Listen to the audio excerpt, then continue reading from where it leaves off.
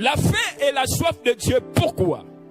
Parce que nous sommes dans un temps où nous devons mettre les priorités sur certaines choses. Le diable gagne beaucoup de personnes. Pourquoi? Parce qu'ils ne savent pas s'organiser. Ils ne savent pas où se trouvent les priorités pour leur vie. Dans la logique des choses, ce sont des choses prioritaires qui devaient nous préoccuper et non les choses urgentes. Il est urgent de se marier. Il est urgent d'aller à l'école. Il est urgent d'avoir des diplômes. Il est même urgent comme ça d'avoir des entreprises. Il est urgent d'être riche. Mais est-ce la priorité des choses? Je ne sais. Est-ce la priorité des choses? Ainsi la parole de Dieu va dire que recherchez premièrement le royaume et sa justice et toute chose vous sera donnée par-dessus tout. Mais l'impression que nous avons aujourd'hui, le constat majeur que nous avons aujourd'hui est que les personnes mettent en priorité certaines choses et laissent le royaume et sa justice à côté. Et qu'est-ce qui exprime cela? C'est le manque de soif de Dieu, c'est le manque au radabosh de faim. C'est quoi la faim et la soif de Dieu? Pourquoi ce thème évangéliste? La faim et la soif de Dieu, qu'est-ce que ça dit? Aussi vrai, nous vivons dans un monde redébauche. Un monde où nous avons faim, où nous avons soif. Ce sont ces deux choses majeures qui révèlent la vie de l'homme sur terre. L'homme travaille pour se nourrir. L'homme travaille pour se vêtir. Et chaque jour comme ça, notre corps exprime des besoins. Notre corps exprime des besoins. Et un besoin qui est un sentiment de manque que nous voulons très bien satisfaire. Il n'est pas seulement physique, mais il est également spirituel. Le besoin que nous voyons économiquement n'est pas seulement rattaché au domaine économique, mais il est aussi rattaché au domaine spirituel. Aussi vrai que nous avons faim et soif et que chaque jour nous cherchons à nous abreuver des aliments, nous cherchons à nous abreuver d'eau, ainsi en est-il de même pour notre âme, pour notre esprit, qui exprime également certaines sensations. Alors si la faim et la soif révèlent deux sensations physiques qui expriment un manque d'eau ou de nourriture physique, ainsi la faim et la soif de Dieu est tout simplement le manque ou encore la sensation du manque de parole et de l'esprit de Dieu à l'intérieur d'un être. Aussi vrai que notre corps physique réclame ainsi que nous parlons de la faim et la soif de Dieu ce soir. Parce que tu dois être attiré par ce qui relève de Dieu. Tu ne dois pas être attiré par ce qui relève du diable. Comment ça s'explique que tu es concentré lorsqu'on te parle de la bougie, lorsque tu es concentré lorsqu'on te parle de la chambre 144, tu es disposé quand c'est novelas. Mais pourquoi quand c'est la parole, tu as l'impression d'avoir des démangeaisons à l'intérieur de toi. Tu as l'impression que c'est là où tu as sommeil. Tu as l'impression que c'est là où le corps te gratte. Bien mes frères et sœurs, voilà pourquoi Dieu t'a envoyé dans ce live. Pendant que tu partages ce live, Dieu est sur le point de pouvoir laver la conscience de quelqu'un qui a été souillé sur internet. À ce moment, il y a quelqu'un qui est en train de regarder des lives impudiques de la pornographie. Ramène-moi cette personne ici en partageant au moins dans 10 groupes. Le Dieu a besoin de parler à cette personne. Aussi vrai que le diable est dans les réseaux, Dieu a aussi placé ses agents ici afin de pouvoir saturer la toile. Alors que tu es en train de saturer la toile par tes partages, que la grâce de Dieu t'affecte ce soir.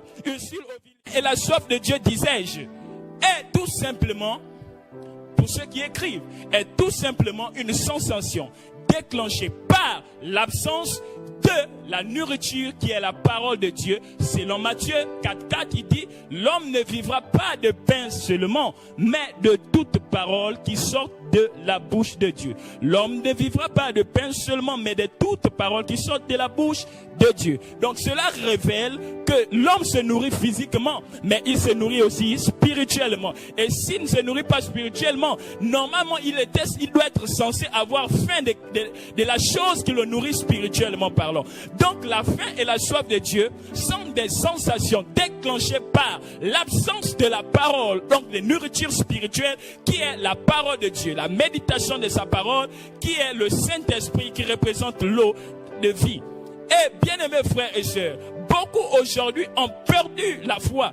Beaucoup de personnes aujourd'hui ont abandonné le Seigneur. Tout simplement, pourquoi? Parce qu'ils n'avaient plus soif de Dieu. Tout simplement parce qu'ils n'avaient plus faim de Dieu. Lorsque tu as faim, tu dois aller te restaurer. Lorsque tu as faim, tu iras chercher à manger. Mais ce qui exprime le fait que beaucoup de personnes ont abandonné la course, ne veulent même plus entendre parler de Dieu. Même lorsqu'on a dit confinement, il y a eu plusieurs chrétiens qui se réjouissaient. Ah, je vais retrouver enfin la regable. Ah, je vais retrouver enfin la fornication. Ah, enfin, je vais retrouver enfin ma petite.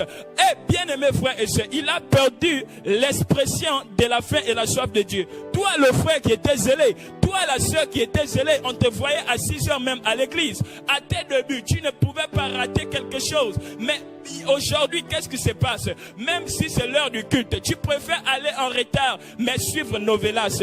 Pourquoi? Parce que tout simplement, tu as perdu la soif que tu avais. Lorsque tu avais soif, tu avais toujours ce goût-là, ce désir d'être dans la présence de Dieu. Tu avais toujours cette envie de prier. Tu ne pouvais pas t'arrêter. On avait même l'impression que tu étais fou. Pourquoi? Parce que même dehors, tu commençais à parler seul. Même dehors, tu commençais à parler de toi-même. Tu commençais à prêcher toi-même. Pourquoi? Parce que c'était la soif qui s'exprimait en toi. Mais depuis un bon bout de temps, il n'y a plus rien. Tu as l'impression que les choses de Dieu te fatiguent. Tu as l'impression que tu n'as même plus envie d'entendre Dieu. Quand tu vois les lives des hommes de Dieu, ah, encore ceux-là avec les choses de Faya. Ah, ceux-là encore avec les choses de localisme. Ah, encore ceux-là, toujours eux. Toujours là à se montrer. Toujours le match vu. On dirait même qu'ils couchent avec les sœurs là, ils viennent là faire semblant. Mon frère, ma soeur, nous ne sommes pas là pour venir te montrer nos vestes. Nous ne sommes pas là pour venir te montrer nos cravates. On a bien chose à faire que cela. Mais si on vient ici, tu nous as pas payé une facture ici pour venir là. Mais si on vient ici te parler de Jésus, c'est pour ton salut. Voilà pourquoi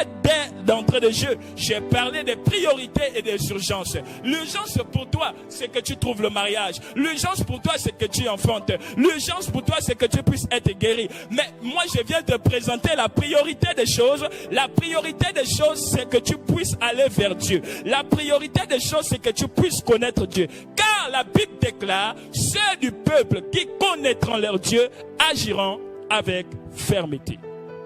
Ainsi est la définition même de la faim et la soif de Dieu. Nous retenons par là que ce sont des sensations déclenchées par le manque de nourriture spirituelle. Oh, Radaboshi, Béatrice Chouloupo, Radaboshata. J'aimerais prier avec toi. De là où tu es actuellement, tu vas reconnaître Jésus comme Seigneur et Sauveur personnel. Tu vas dire avec moi, Seigneur Jésus, je reconnais que je suis un pécheur. Prie avec moi rapidement. Je reconnais que je suis un pécheur, que je me suis éloigné de toi. J'aimerais revenir dans ta présence. Julia Tibinda, Redebo Chatalababosh. J'aimerais revenir dans ta présence. Julia Tibinda, restez dans ce live. J'aimerais revenir dans ta présence. J'ai perdu la foi. J'ai perdu tout sentiment qui m'attirait vers toi. Depuis ces derniers temps, je suis dans la distraction. Mais ce soir, je viens renouer avec le ciel. Fais cette prière avec moi. Je viens renouer avec le ciel. Je viens renouer avec le ciel. La faim et la soif de Dieu sont des sensations déclenchées par le manque de nourriture spirituelle. Aujourd'hui, je souffre du kwashiorkor, Seigneur, parce que je n'avais plus d'alimentation spirituelle. Parce que je n'ai plus d'alimentation spirituelle. Parce que je n'ai plus d'alimentation spirituelle. Reviens à Dieu, mon frère. Reviens à Dieu, ma soeur. Je te vois pleurer parce que tu t'es reconnu dans ce live, que tu avais perdu la soif et la faim de Dieu, qui t'est poussé à prier, qui t'est poussé à chercher Dieu. Tu as perdu toutes ces choses. Mais ce soir, Dieu aimerait te parler. La prière ou la faim et la soif de Dieu amène une certaine indépendance à Dieu.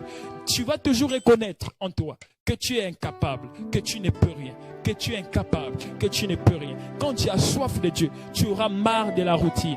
C'est quelle manière, depuis que tu as commencé à prier, tu ne t'arrêtes qu'à 5 minutes. Depuis que tu as commencé à prier, tu n'as jamais fait 1 heure de prière. Tu n'as jamais fait 30 minutes. Tous les jours, c'est des prières fast food. C'est la preuve preuve que tu n'aimes plus Dieu. Tous les jours, chaque soir, quand tu arrives, Seigneur Jésus, voici ma famille, voici mes petits frères, protège-nous. Tu ne sais même pas si tu as dit Amen et tu es en train de dormir. C'est la preuve qu'il n'y a plus l'amour de Dieu, parce que tu négliges même ce qui est plus important pour toi. La prière, ça t'épargne des accidents le matin, mais chaque matin, tu n'arrives plus à prier. Et ainsi, je te dis, la prière entraînera une certaine dépendance. Tu vas toujours te rendre compte que sans Dieu, tu ne peux rien. Sans Dieu, tu ne peux pas. Sans Dieu, tu ne peux rien. Voilà pourquoi tu auras toujours cette habitude de prier, de prier, de prier, de prier. La prière, la faim et la soif de Dieu va t'amener à persévérer. Parce que quand tu as soif de quelque chose, tu ne pourras jamais t'arrêter. Quand tu as envie de voir quelque chose, tu ne pourras jamais t'arrêter. La prière, la faim et la soif de Dieu t'amènent à sortir de la monotonie. T'amènent à sortir de la monotonie. La soif et la faim de Dieu t'amènent à sortir de la monotonie. Tu ne vas pas toujours chercher à prier Dieu comme si c'était une religion. Notre Père qui est aux cieux, Marie, je te salue. Marie, je te salue. Tous les jours tu salues Marie. Marie ne te donne même pas un bonsoir. C'est la monotonie. Chaque matin, Marie, je te salue. Le soir encore, on est là même au soir. Dis bonsoir, même pas bonsoir. Marie, je te salue. Non, non, non. Mon frère, la faim et la soif de Dieu, ça va t'enlever de cette monotonie. Je ne suis pas contre ces prières, mais quand ça devient la monotonie, Dieu ne sera pas d'accord. Car Dieu a besoin d'avoir une relation. La soif, la prière avec Dieu, la prière, tu auras toujours envie de parler avec Dieu. C'est ça la soif. Parce que tu as toujours le désir. Tu as toujours le désir. Tu as toujours le désir. Tu as toujours le désir de vouloir parler avec Dieu. Demande Dieu pardon. Demande Dieu pardon. Demande Dieu pardon. Car tu t'es éloigné de lui par ton partage. Demande Dieu pardon. Car tu t'es éloigné de lui. Demande Dieu pardon. Car tu t'es éloigné de lui. Demande Dieu pardon. Car tu t'es éloigné de Dieu. Il te dit ma fille. Il te dit mon frère. Toi tu priais tout le temps. Pourquoi aujourd'hui tu ne pries plus?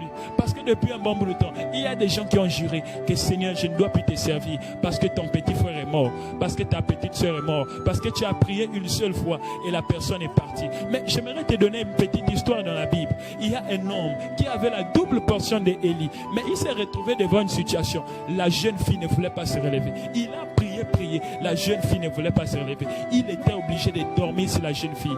La Bible déclare que cet homme a passé des heures et des heures. La résurrection ne venait pas. Mon frère, ma soeur, c'est Dieu qui est souverain. Dieu peut décider de toutes choses. Mais depuis que ton petit frère est mort, depuis que ta mère est morte, depuis que ta soeur est morte, tu avais dit des paroles négatives. Ça a tué la foi à l'intérieur de toi. Tu as fui. Oh, Angie Denel dit vérité, papa, c'est mon cas. Je n'ai pas prié, mais je ne joue plus. Oh Seigneur, merci de restaurer ces personnes.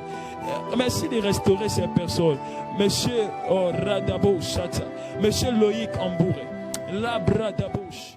Je n'ai plus prié. Seigneur, tu me fatigues. Depuis que j'ai pris pour ce sujet, rien n'arrive. Mon frère, la soif doit te pousser à persévérer. Tant que Daniel n'avait pas vu sa bénédiction, il ne pouvait pas s'arrêter. Pourquoi t'arrêtes-tu? Pourquoi t'arrêtes-tu? Dieu aimerait que tu persévères. Dieu est dans le temps. Dieu est dans le temps. La faim et la soif de Dieu doivent vous amener à être dépendant de Dieu. Betty Matundongo, pendant que tu dis Alléluia, je vois Dieu. Présence de Dieu. Tu étais dans la distraction. Le confinement t'a distrait. Le confinement t'a distrait. Tu ne servais plus Dieu. Et il était question de comprendre que nous sommes dans la fin des temps et que Jésus revient. Nous avons besoin de comprendre que nous devons plus aspirer à rechercher Dieu en ce temps de la fin qu'à être dans la distraction. Les gens meurent. Les gens parlent chaque jour. Mais nous sommes vivants. Ça ne fait pas de nous les plus importants. Ce qui doit te motiver chaque jour. Seigneur, est-ce que je suis encore dans ta présence? Seigneur, est-ce que je suis encore dans ta voix? Comment ça s'explique que tu n'aimes plus lire la parole? Comment ça s'explique que tu n'aimes plus entendre Dieu te parler?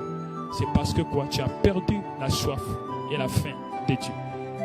Alors que ces sensations-là se déclenchent davantage dans ta vie. Que ces sensations se déclenchent davantage dans ta vie. Merci Seigneur parce que tu affectes quelqu'un. Merci parce que tu affectes quelqu'un. Merci parce que tu affectes quelqu'un. Merci précieux Saint-Esprit.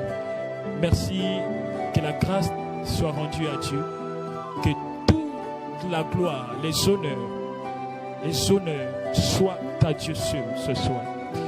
Je ne suis qu'un simple serviteur que tu as mandaté par le canal de ton prophète afin de bénir cette multitude. Ma prière est qu'ils dorment dans de bonnes conditions. Qu'ils dorment dans de bonnes conditions. Que rien de mal ne les arrive. Si quelqu'un était malade, que la guérison t'affecte au nom de Jésus. C'est dans le nom de Jésus que nous avons terminé ce live. Je vous